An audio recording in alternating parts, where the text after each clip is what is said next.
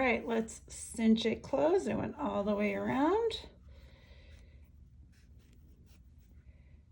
This has also got to be pretty tight, so make sure you leave yourself enough yarn on either side so that you have a good grip. We'll close it up, make sure all the stuffing's in there. That looks good.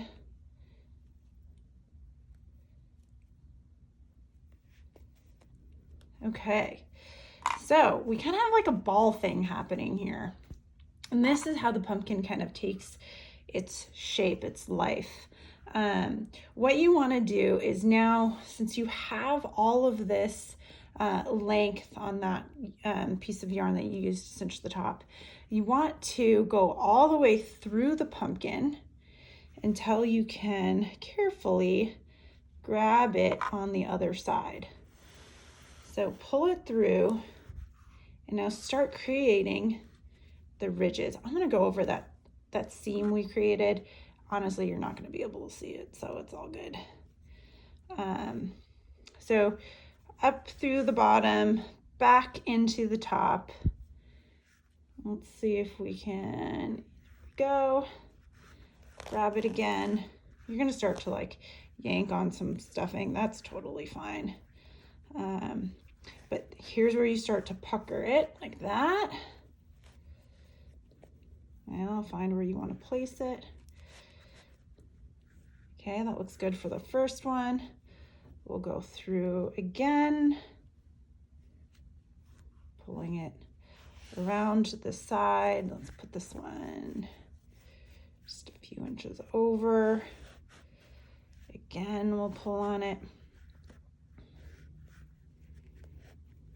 Okay, that looks good. We'll move over. Just need to make sure you're always coming up through the middle.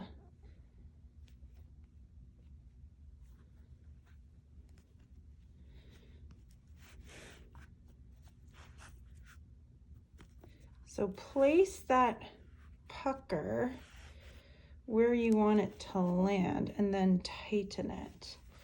So I'm doing them like 3 to 4 inches apart, and I want to have 5 ridges in here. So we've done 3.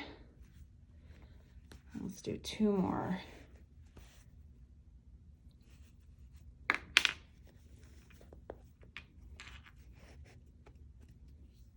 Four. And the last one, 5. And you can always adjust this after too. They're easy enough to move around. All right, that looks pretty good. So what we have here is now our shaped pumpkin. You can finesse it to make sure it looks the way you want it to, so these can move over.